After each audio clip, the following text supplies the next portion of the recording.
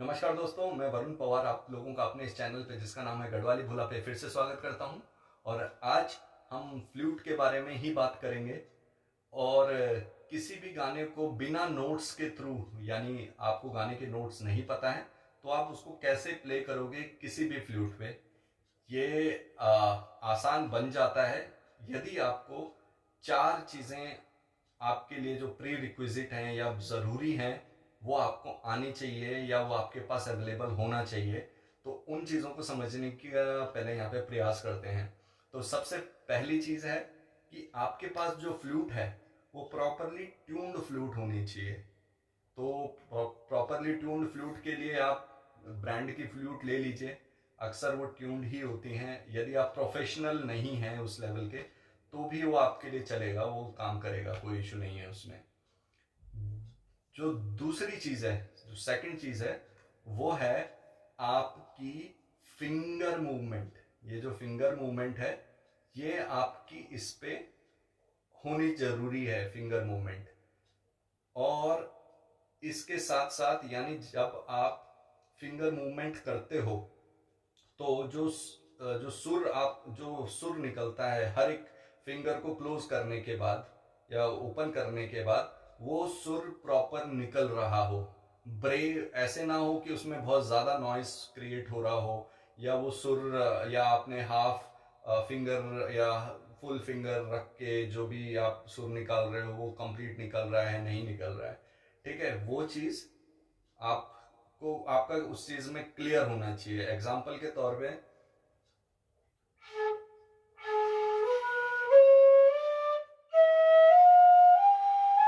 ये था सारे गामा पाधा नीसा। यदि आप इस क्लैरिटी के साथ निकल रहा है आपका सारे गामा पाधा नीसा तो ठीक है। अगर आपका कुछ इस तरीके से निकल रहा है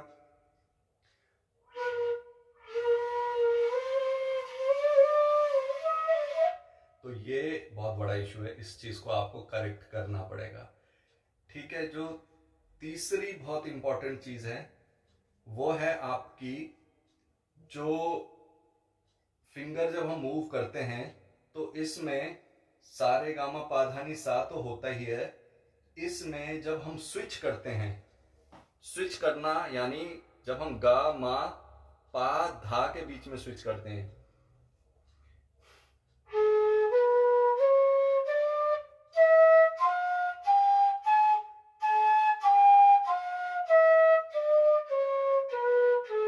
अभी ये पूरी थी सरगम सारे गामा पाधानी सा और उसी के रिवर्स में चला था मैं। लेकिन यहाँ पे जो स्विच करने वाला है वो है ये, जब मैं गामा पाधानी से करता हूं, जैसे कि सा रे गा, अब ये गा है, गा, क्योंकि माँ जो होता है वो हाफ आपको फिंगर रखाना पड़ता है, हाफ फिंगर से आपका माँ माँ निकलता है। और जब आप पूरी फिंगर हटा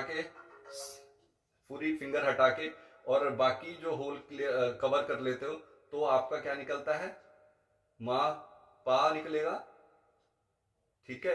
और जब ये वाली फिंगर क्लोज करके ये वाली फिंगर हटाओगे तो आपका धा निकलेगा।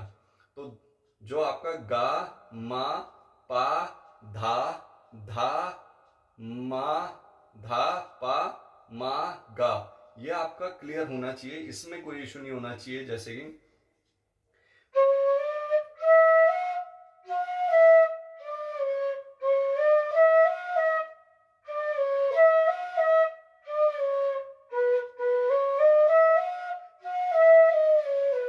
इस चीज में आपको यहाँ पे, क्योंकि मैक्सिमम जो इश्यूज होते हैं वो यहीं पे होते हैं, गामा पाधा, ठीक है, और पाधा धापा मागा के बीच में, इस चीज के बीच में आपको कोई इशू नहीं होना चाहिए फ्लूट बजाने में।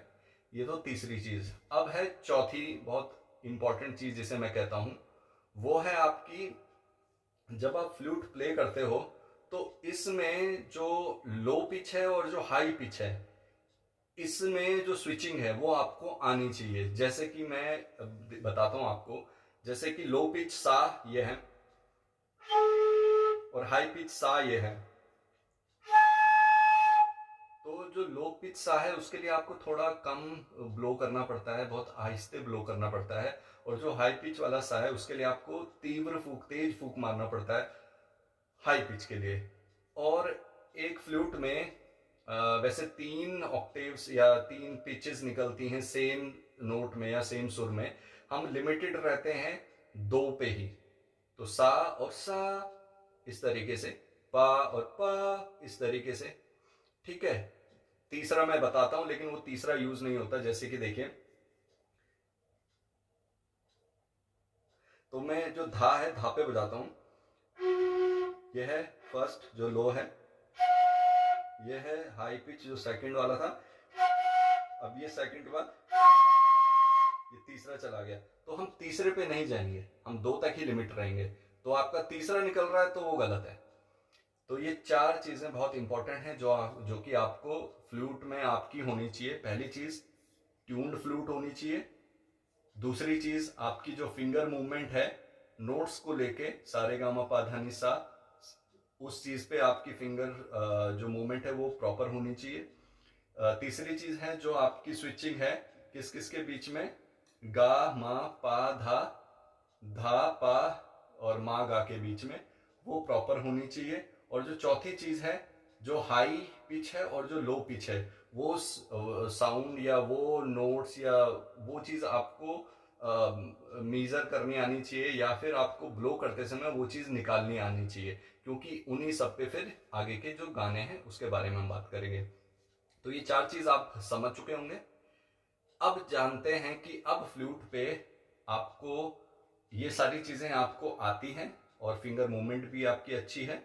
आप थोड़ा बहुत अगर इशू है तो गाना बजाते समय, क्योंकि एक ही गाना की जब आप बार बार प्रैक्टिस करेंगे और ये सारी चीजें आपके आती हैं तो ही आप उसको सेट कर पाएंगे या बजा पाएंगे।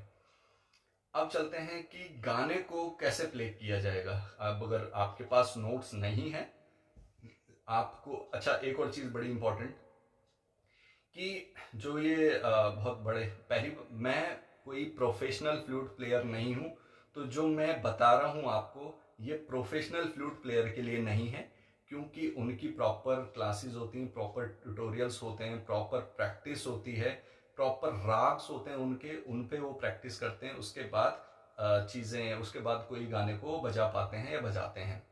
वो मैं प्रोफेशनल नहीं हूँ, ये मेरी एक हॉबी है, तो हॉबी के तहत मैं बजाता हूँ। तो इसको कृपया करके जो प्रोफेशनली फ्लूट बजाना चाहते हैं या फ्लूट सीखना चाहते हैं, उनके लिए और सारे क्लासिकल फ्लूट ट्यूटोरियल्स या क्लासेस अवेलेबल होंगे ऑनलाइन, वो वहाँ से ले लीजिए। ये खाली जस्ट उनके लिए है जो कि जिनकी हॉबी है या जिनका इंटरेस्ट है, और जो जस्ट सीखने के पर्पज से या जस्ट अपने लिए ही ये चीज़ कर रहे हैं, बजाना चाह रहे हैं फ्लूट को। तो अब बात करते हैं, क्योंकि जो प्रोफेशनल्स होते हैं वो आप कभी देखोगे तो वो जब भी फ्लूट का चयन करते हैं किस स्टूडियो में या कॉन्सर्ट में, जब भी आपको फ्लूट बजाते हैं तो उन्हें पता होता है कौन से स्केल की फ्लूट उन्हें बजानी है। कभी भी कोई भी गाना बज रहा होता है तो उन्हें एकदम से वो साउंड को कैच करते हैं और उसके अकॉर्डिंग वो एकदम से फ्लूट पिक कर लेते हैं कि ये बी स्केल पे है या बी शार्प पे है या ए शार्प पे है या सी पे है या डी पे है। तो जो भी स्केल यानी हिट करता है उस वो जब सुनते ही वो उस चीज़ का पता लगा लेते हैं। तो वो एक एक्सपर्टीज होती है, एक्सपीरियंस से आती है, प्रैक्टिस करने से आती है। तो उस चीज़ के बारे में मैं नहीं बोलूँगा, मैं खाली ये बोलूँगा कि अब आपको नोट्स नहीं पता है, बस 4 जो इंपॉर्टेंट चीज़ जो मैंने बताई थी वो आपको आती है। तो अब किसी भी गाने को अगर फ्लूट पे बजानी है तो उसके लिए कैसे कैसे हम समझने का प्रयास करते हैं, फिर देखेंगे आगे। तो अभी मॉर्निंग में गाना सुन रहा था मैं, पुराना गाना है, जैसे कि सात समंदर, गढ़वाली में, गढ़वाली के गाने की बात नहीं करूँगा, बहुत बजाता हूँ मैं, हिंदी गाने ही बोलते हैं, जैसे सात समंदर पार में तेरे पीछे पीछे आ गया। तो ये वाला गाना है। तो अब मान के चलिए आप पहले इसको सीटी पे बजा, जब सीटी बजाते हैं आप इस गाने को सीटी पे निकालिए तो कैसे निकलेगा।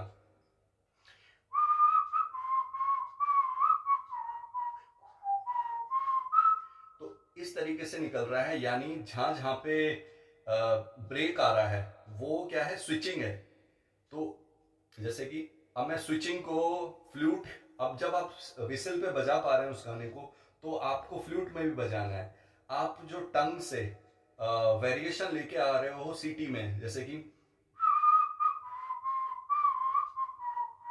तो ब्लो, जो आप ब्लो कर रहे हो उससे फर्क पड़ रहा है।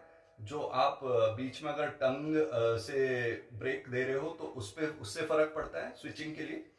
तो इसमें भी नोट स्विच हो रहे हैं, लेकिन आप सीटी के थ्रू कर रहे हो ये चीज। तो यही चीज आपको फ्लूट पे करनी है, बस आपको जो स्विचिंग करनी है वो फिंगर के थ्रू करनी है। हालांकि इसमें भी आप जैसे ब्रेक दे रहे हो, ब्रेक इसमें देना है। ब्रेक के लिए जैसे हम करें सात समंदर, तो सीटी में करें तो इसमें तीन चार ब्रेक आ गए। तो कैसे ब्रेक, थू थू थू थू थू थू थू, कोई से थू थू बोलता है, कोई तू तू बोलता है। तो जैसे भी आपको ठीक लगे, मैं कहता हूँ तू तू तू तू तू तू तू तू तू तू तू तू तू तू। तो यही चीज फ्लूट पे प्ले करेंगे। अब शुरू कहाँ से करनी है हमेशा याद रखे, ये सा है आपका, यहाँ से आपको कोई भी फ्लूट है उसका सा हमेशा यहीं से शुरू होगा, ये सा है आपका। तो कोई भी गाना अगर बजाना है तो उसका सा यहीं से ऐसे ही शुरू होना चाहिए, अगर सा है उसमें कहीं पे तो। क्योंकि जब ये हाई पिच पे अगर आप सा कहीं यहाँ से शुरू करोगे, ऐसे सा शुरू कर रहे हो या ऐसे सा शुरू कर रहे हो, दूसरी तरीके से ऐसे सा शुरू कर रहे हो, तो ज़रूरी नहीं है वो गाना आपका इस फ्लूट पे कवर हो जाए, क्योंकि उस पर हाई पिच पे जाना पड़ेगा, तो वो रिलेवेंट फ्लूट नहीं होगी फिर आपके लिए। तो अब गाने के बारे में, सात समंदर जैसे हम कहते हैं, तो हम कह रहे हैं जैसे कि,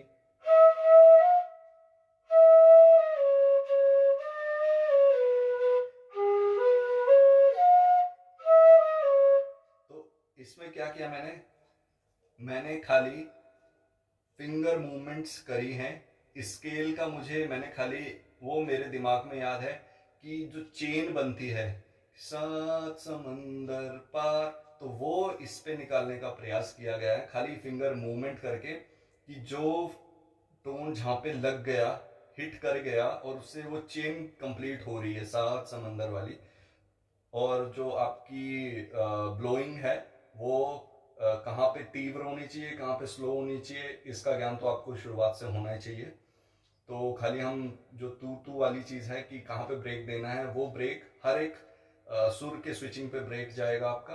और आपकी हाई पिच और लो पिच कहाँ पे, उस पे आपको डिपेंड करता है। प्लस आपको चेन कंप्लीट करनी है।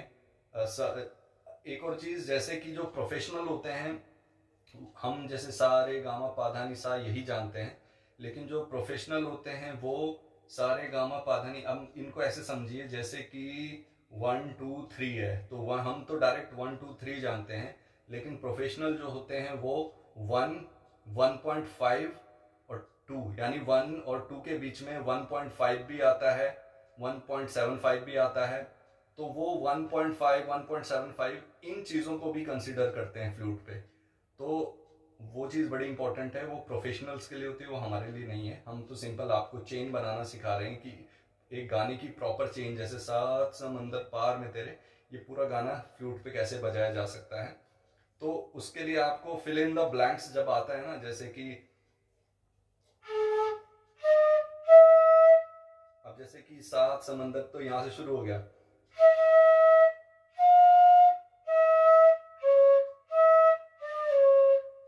मेरे को ये पता चल गया कि सा तो ठीक है यहीं से बज रहा, बाकी का कहाँ से बजेगा। तो आपको एक एक करके फिंगर को चेक करना पड़ेगा कि सा यहाँ पे नहीं है, मतलब ये सात समंदर का जो वो अगला वो सुर पकड़ रहा है वो ऊपर कहीं पे पकड़ रहा है। तो ऐसे करके आपको फ्लूट को प्रैक्टिस करनी पड़ेगी गाने के ऊपर, और उसे प्ले करना पड़ेगा।